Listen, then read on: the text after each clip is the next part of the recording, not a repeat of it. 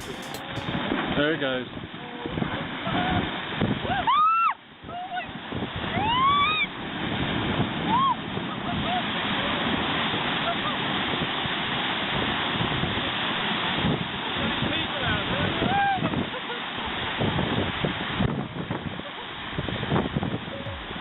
Mass wasting is defined as movement in which bedrock, rock debris, or soil moves downslope in bulk or as a mass due to the pull of gravity.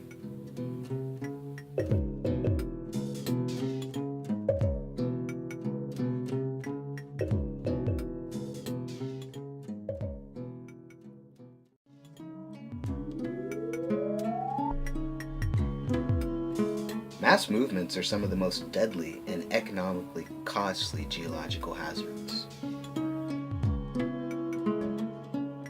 10, 9, 8, 7, 6, 5, 4, 3, 2, 1, and kerplooey, you're done. You're done for.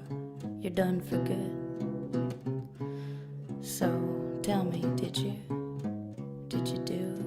do all you could? The three main types of mass movement are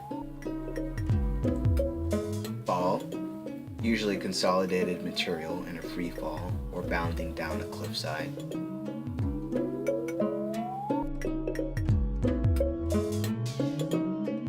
Slide, when the detached material remains mostly intact as it descends.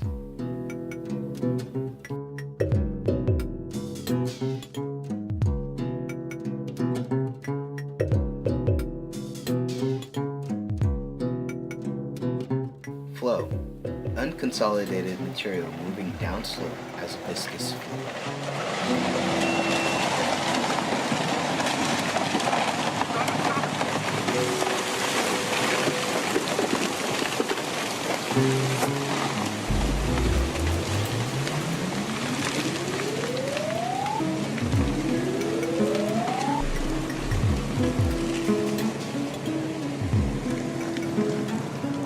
There are several different names for the different types of mass wasting.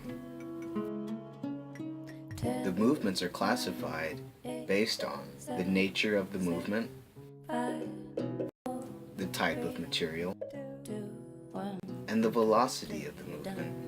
You're done for. The levels of water saturation and vegetation root systems play a critical factor on whether a mass movement will be triggered and how devastating the movement will be. Soil that is saturated from heavy rains or snowmelt becomes heavier and less viscous. This increase in weight and reduction of shear friction will allow the material to move downslope very easily. Gravity is truly the driving force of mass wasting events. As you can see from this diagram, when the normal force perpendicular to the slope on the material is less than the applied gravitational force, a movement of the material is likely to occur. However, one must also take into account the shear force and shear resistance. These are forces that indicate the material's ability to move.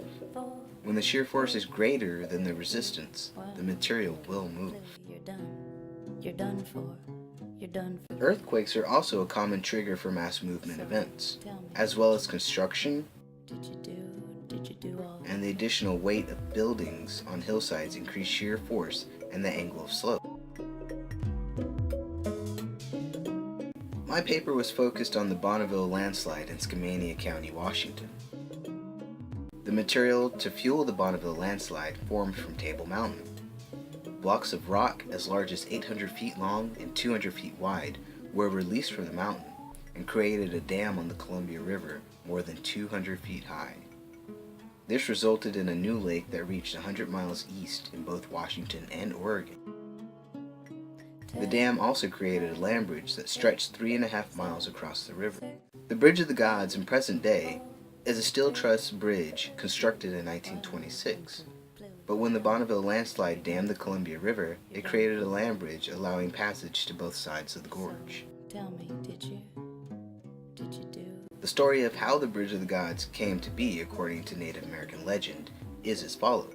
A landslide created a land bridge called Tamanawas, and an old woman named Luit lived in the center of the bridge tending a sacred fire. Because she was so faithful in her duty, the great chief Taihi Sahali decided to give her the gift of eternal life as a young and beautiful woman. The fame of her beauty spread far and wide. One day, Sahali's son Waist came to see Luit, but his brother Klikatat also came to see her this day. The brothers fought over Luit when she wouldn't choose between them. Their fight destroyed villages and forests. Chief Sahali saw this and became enraged. He destroyed Tamanawas Bridge, and he also smote his sons and Luit. However, he raised mountains in remembrance of them. A beautiful symmetrical cone for Luit, a mountain with a prideful summit for Waist, and a mountain with a rounded dome for Klitatat to represent his tender heart. My field trip was to Gillette Lake. This is one of my most favorite hikes because it's super easy with the nice payoff of this wonderful and secluded lake. On the hike you can see there are many large valleys, hills, and depressions that obviously do not stem from only weathering and erosion, but are evidence of a much more rapid process. Large boulders and isolated rounded, smallish hills upon closer inspection appear to be very large conglomerates. However, these are still unconsolidated materials as you can pull individual rocks from them. Here are some pictures of what I'm talking about exactly, but these aren't from Gillette Lake. I didn't get any decent pictures of boulders on this trip. Some of the boulders I encountered were 8 feet high. You can just imagine the awesome power that created this rubble-like landscape. It's pretty amazing. There is still ongoing research regarding a more precise date and causation for the event. The latest would be 1100 AD, and the earliest would be 250 years ago. If the event occurred around 250 years ago, then this movement could correlate with the magnitude 9 offshore earthquake of 1700. Additionally, this date would also coincide with the stories of the Bridge of the Gods from the native peoples of the area. If you do happen to take this hike, be sure to stay on the trail, as it's a mixture of both public and private lands. At a high point past a section of logged area, you can clearly see Table Mountain and the prominent headscarp where the material from the Bonneville landslide came from. You can also see the Bonneville Dam. Mass movements are one of the most interesting geological processes. They can vary in many different dimensions. It's incredible how a singular event can change the landscape and surrounding environments so quickly.